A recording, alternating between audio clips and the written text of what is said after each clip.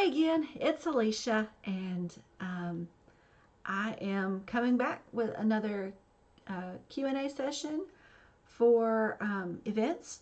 And so the question that I got in read, how do I find corporate sponsors without board involvement, like to make introductions?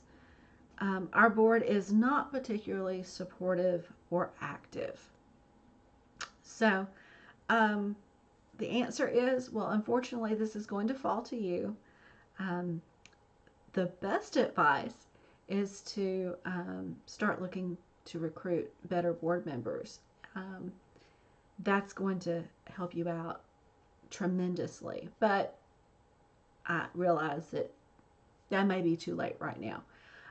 So, starting where we're at, what are we going to do?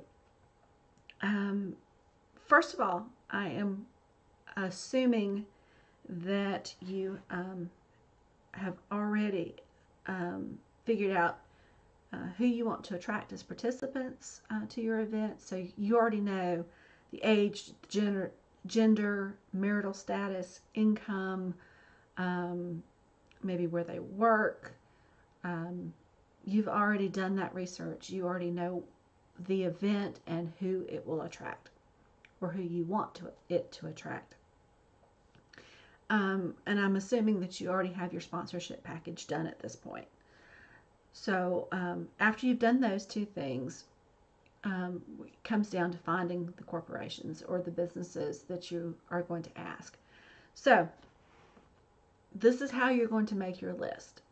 First of all, you're going to use your ideal participant and your mission and start making a list of companies that align with those two things.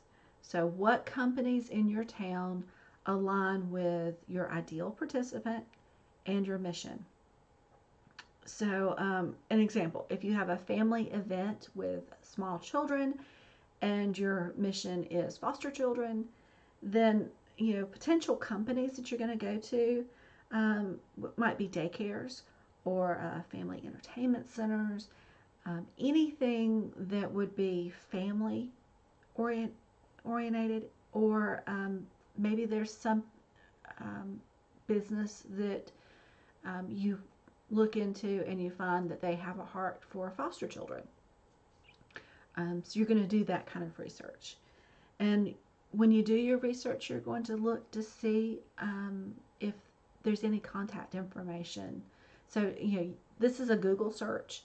And when you go to their website, try and find some contact information. You really want a person, because once you get that person, you're going to call them and you're going to tell them, who you are and that you have an event coming up and you're looking for sponsors. Who would be the correct person to talk to in the company? And they usually are able to direct you.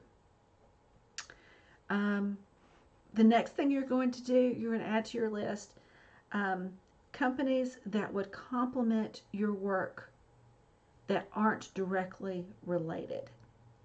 That was hard for me to come up with examples. So basically, they aren't directly aligned with your mission, but they complement the mission. The people that they target or that they want to get into their company are people that are indirectly related. So maybe you have a family-friendly event and grandparents. There's an organization that is targeting senior citizens, or a company that targets senior citizens. Well, if you have families, you probably are going to have grandparents. So that might be a good fit. Be other things that you could put on, or other companies you can put on your list. So then you're going to list companies that are related to your audience. So employers, friends of attendees, who might they be? You're going to add any vendors that you work with to your list. You're going to make a list of businesses interested in your target audience. So you've already defined who that is, and if it's families, you are making lists of anyone that would like families, that families is their business. And this would be something very directly related. Then you're going to make a list of businesses within a 5-mile radius of the venue. So, and that may take going to the venue and say, okay, who's in this 5-mile radius? Because they're going to be interested in the event because people are going to already be there. You're going to be attracting people into that area. So that's why that was a good one. So then you're going to make a list of companies that have a corporate responsibility statement that your organization fits. Like for Wendy's, they have a corporate responsibility for adoption. They have programs for adoptions. So if you are, say, a nonprofit that does adoptions, then Wendy's might be a good place for you to go to figure out if they will sponsor you or not. Like I said, it's going to take a phone call after you've searched online. It's going to take a phone call, and sometimes you can't find information, so it still is going to take a phone call to the corporation and just tell them a little bit about your organization and that you have an event and sponsorship, and you just need to know who to talk to. Cold calling like that is not as effective as if you have someone that can introduce you, but it's better than nothing. So, and it's going to take phone call after phone call after phone call after phone call sometimes for them to finally say definitely no, firm no. And that's what you really have to keep after, is once they give you that firm no, then you stop. But as long as they're being wishy-washy, you keep going until they say we're just not interested, not this year, and then you can say okay. Let's see. The next thing you're going to do is you're going to make a list of businesses you want a relationship with. Now you may not necessarily go ask them for a sponsorship this year, but what you can do to open up that relationship is go to them and say, hey, we're having a gala. I have, a table or a couple of tickets that I would like to give you and invite you to come. No charge, not asking for anything.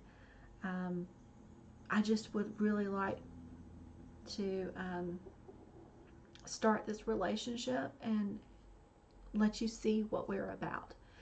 And that can be a great place too to start forming your own relationships with different places. Now you don't want to give a whole bunch of these away because the point of your event is to make money, but be very selective and maybe pick 2 organizations, 1 organization. If it's a very large event, maybe 5 organizations.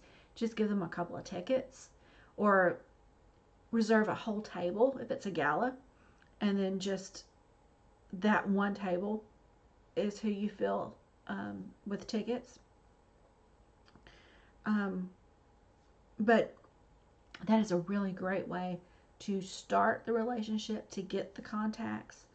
And then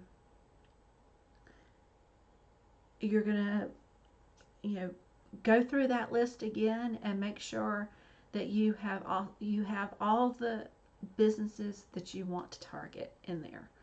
And that's how you go about making the list and getting it if you don't have any contacts. So I hope that helped. I hope that answered your question. It's going to take a lot of legwork on your part. It's not going to be near as successful as that relationship would be, but it's a great way to start those relationships and to start something in your community. So don't be afraid of it. Do it. Get out there, and then start thinking about board members. I know it is so hard to find board members, but if you recruit them right and have those expectations up front, it will make a huge difference. So, hope that answers your questions. If you have any questions or comments, please put them below, and I will certainly get to them. So, thank you and have a great day.